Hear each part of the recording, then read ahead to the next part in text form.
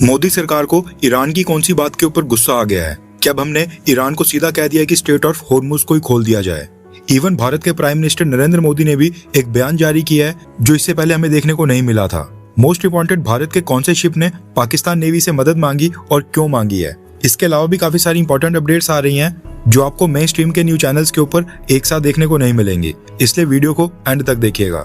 सबसे पहले बात करते हैं भारत और ईरान के बारे में, क्योंकि भारत सरकार ने इस बार ईरान को बहुत ही स्ट्रॉन्ग शब्दों में वार्निंग दी है कि ईरान अपनी हरकतों को रोक दे, वरना भारत ये बर्दाश्त नहीं करेगा। दरअसल हुआ ये कि पिछले कल देर शाम को ईरान ने यूएई के तट के पास situated Fujairah oil industry zone को निशाना बनाकर वहां पर अचानक से हमला करना स्टार्ट कर दिया। अब ये जो फुजाइरा ऑयल जोन है, ये स्ट्रेट ऑफ होर्मुज ब्लॉक होने के बाद से यूएई इसी लोकेशन से अपना क्रूड ऑयल दूसरी कंट्रीज को एक्सपोर्ट कर रहा है, क्योंकि ये स्ट्रेट ऑफ होर्मुज से बाहर आता है। लेकिन पिछले कल ईरान ने 12 बैलिस्टिक मिसाइल्स, 4 ड्रोन्स और 3 क्रूज मिसाइल्स फायर करके इस फुजाइरा ऑयल जोन के ऊपर हमला कर दिया। अभी जो यूएई का फुजाइरा ऑयल जोन है, यहाँ पर कई सारी रिफाइनरीज हैं और यहाँ तक यूएई के अलग अलग काफी सारे हिस्सों से पाइपलाइन भी आती है और यहीं से क्रूड ऑयल फिर शिप्स के ऊपर लोड किया जाता है।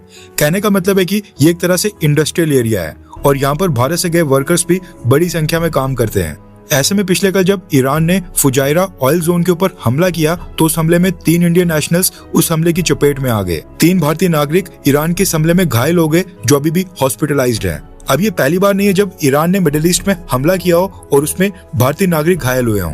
इससे पहले भी ईरान ने मिडिल ईस्ट के बड़े बड़े शहरों से लेकर शिप्स के ऊपर हमले किए थे, उनमें भी इंडियंस की कैजुअलिटी हुई है। ऐसे में इस बार भारत सरकार का गुस्सा होना लाजमी था और भारत सरकार ने अपनी तरफ से बहुत ही कड़े शब्दों में इस हमले के ऊपर रिएक्शन दिया है। रेफरेंस के लिए आपकी स्क्रीन के ऊपर भारत के विदेश मंत्रालय की स्टेटमेंट का स्क्रीनशॉट है। भारत के विदेश मंत्रालय ने कहा है कि ये जो यूनाइटेड अरब एमिरेट्स के फुजाइरा के ऊपर अटैक हुआ है जिसमें 3 भारतीय नागरिक इंजर्ड हुए हैं, ये बिल्कुल अनएक्सेप्टेबल है, ये अस्वीकार्य है और इसको हम टॉलरेट या फिर एक्सेप्ट नहीं करेंगे।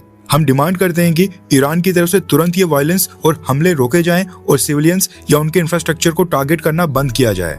भारत हमेशा ही डायलॉग और डिप्लोमेसी का सपोर्ट करता है ताकि सिचुएशन को पीसफुली, शांतिपूर्ण तरीके से हैंडल किया जा सके और वेस्ट एशिया में पीस और स्टेबिलिटी वापस आए। साथ ही भारत का ये भी कहना है कि स्ट्रेट ऑफ होर्मुज के जो समुद्री रास्ते से जो इंटरनेशनल ट्रेड और शिप्स की मूवमेंट होती थी वो बिना किसी रुकावट के चलता रहना चाहिए और ये सब इंटरनेशनल लॉज के अकॉर्डिंग होना चाहिए।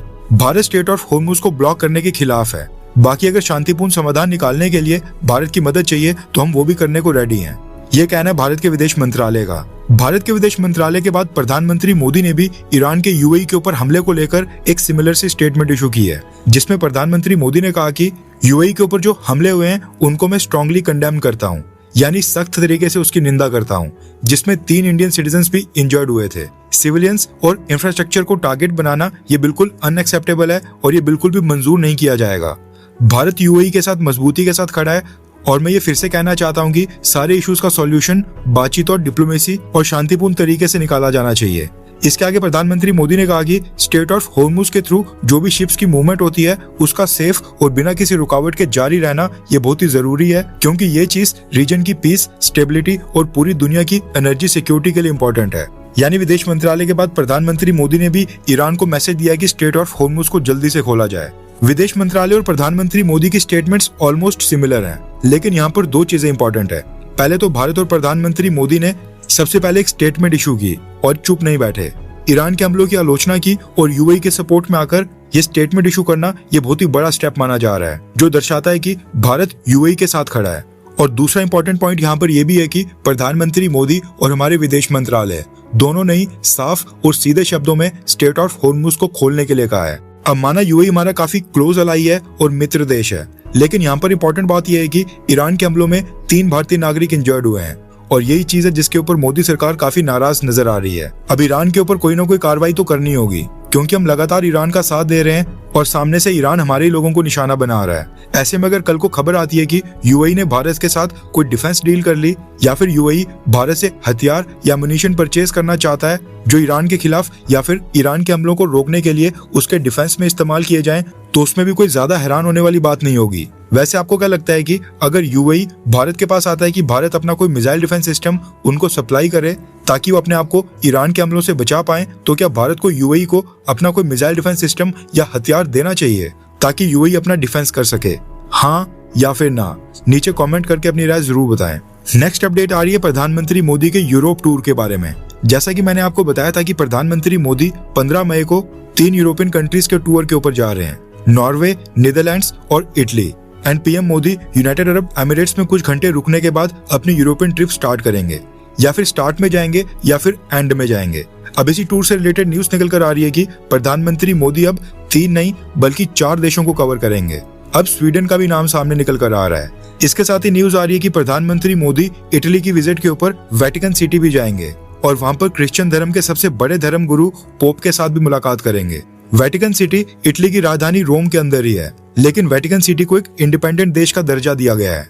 ऑन पेपर से दुनिया का सबसे छोटा देश है जिसकी अपनी खुद की करेंसी, खुद का लॉ और खुद का फ्लैग यानी अपना खुद का झंडा भी है, और पोप ही वेटिकन सिटी के हेड ऑफ स्टेट भी माने जाते हैं। एक और इंटरेस्टिंग फैक्ट ये भी है कि वेटिकन सिटी की सिटीजनशिप केवल टेम्परेरी बेसिस के ऊपर ही दी जाती है, जो वहां पर काम करने के लिए आते हैं उनको मिलती है। और वेटिकन सिटी का एरिया मात्र 110 एकड़ के आसपास का है, जो एक आम व्यक्ति 40 से 50 मिनट्स के अंदर पैदल घूमकर भी कवर कर सकता है। नेक्स्ट अपडेट आ रही है भारत और पाकिस्तान को लेकर। न्यूज निकल कर आ रही है कि अरेबियन सी में MV गौतम नाम का एक इंडियन शिप में एक खराबी आ गई थी।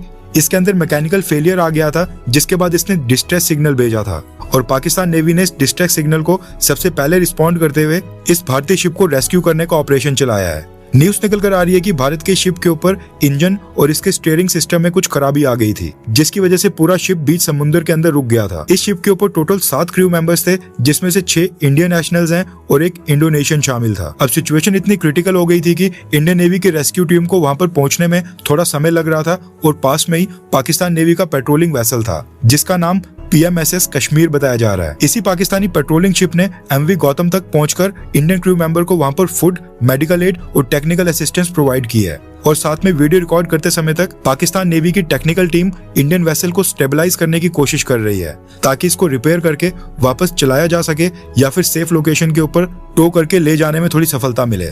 जहां तक बात है MV गौतम इंडियन वेसल की, ये offshore tug and supply vessel है और इसका काम होता है ऑयल रिग्स और बड़े शिप्स को सपोर्ट देना। मतलब ये कोई छोटा या फिर नॉर्मल कार्गो शिप नहीं है, बल्कि एक टेक्निकल सपोर्ट वेसल है। पाकिस्तान की नेवी और जो पाकिस्तान की न्यूज चैनल्स हैं वो इस पूरे इंसिडेंट को ऐसे शो कर रहे हैं कि पाकिस्तान ह्यूमैनिटेरियन ग्राउंड्स के ऊपर अपने दुश्मन भारत की भी मदद कर लेता है, हम इंसानियत को ऊपर रखते हैं वगैरह वगैरह। लेकिन ऐसा नहीं है कि पाकिस्तान नेवी ने भारत के ऊपर कोई एहसान किया है। भारत ने भी इससे पहले कई बार सेम इसी तरीके से पाकिस्तान के कई सारे शिप्स को रेस्क्यू किया है। United Nations convention on the law of the sea के तहत हर देश की नेवी के ऊपर ये ड्यूटी होती है कि अगर कोई भी डिस्ट्रेस सिग्नल आए तो बिना नेशनैलिटी देखे उस शिप की हेल्प करनी चाहिए, और पास के नेवल वेसल्स को डिप्लॉय करना अनिवार्य होता है, चाहे फिर आपसी संबंध कितने भी टेंस या फिर खराब ही क्यों ना हो। बस एक चीज यहाँ पर पॉइंट करने वाली है कि पाकिस्तान नेवी ने जो अपना पेट्रोलिंग शिप भेजा है उसका नाम है PMSS कश्मीर। इन लोगों ने अपनी नेवल वॉरशिप के नाम भी कश्मीर के ऊपर रखे हुए हैं। नेक्स्ट अपडेट आ रही है अमेरिका और यूरोपियन यूनियन को लेकर,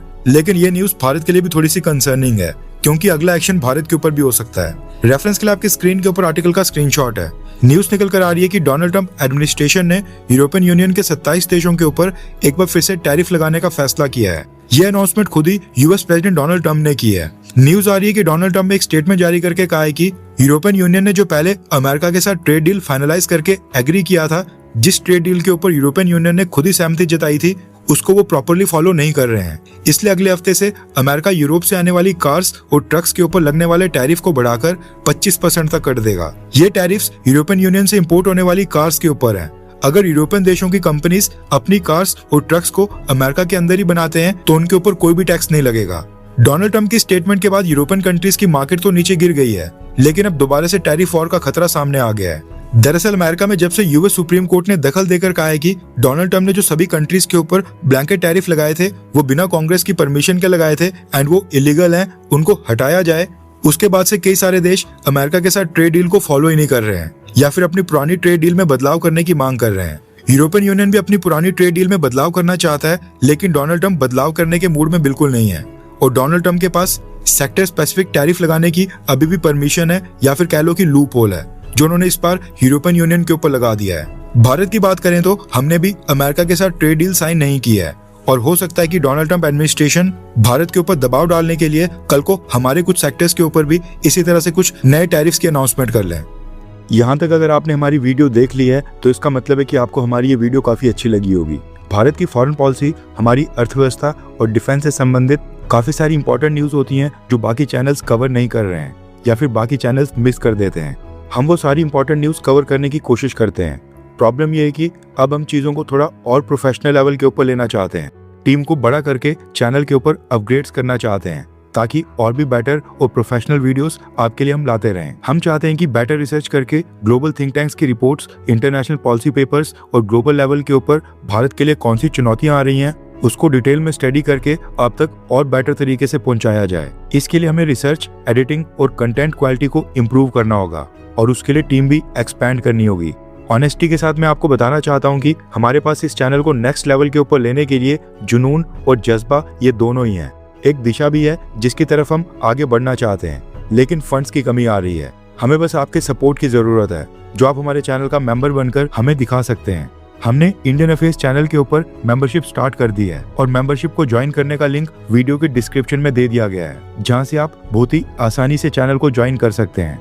एंड ऐसा नहीं है कि आपको चैनल मेंबर बनने का कोई भी बेनिफिट नहीं होगा। चैनल मेंबर्स के लिए यानी कि जो भी लोग ज्वाइन करते हैं, हम उनके लिए हर हफ्ते 3 से 4 स्पेशल मेंबर्स ओनली वीडियोस लाते रहेंगे, जिसमें हम global think tanks, international experts और डिटेल जियोपॉलिटिकल एनालिसिस को शेयर करेंगे, जो अक्सर इंटरनेशनल रिपोर्ट्स, रिसर्च पेपर्स और एक्सपर्ट डिस्कशंस पे मिलते हैं। लेकिन जो हमारी नॉर्मल वीडियोस होती है उनमें उसको डिटेल में कवर करना काफी मुश्किल हो जाता है। बाकी जो नॉर्मल वीडियोस हमारे चैनल के ऊपर अभी आ रही हैं वो सब व्यूवर्स के लिए आती रहेंगी, लेकिन जो लोग चैनल को ज्वाइन करते हैं उनके लिए स्पेशल कंटेंट आएगा।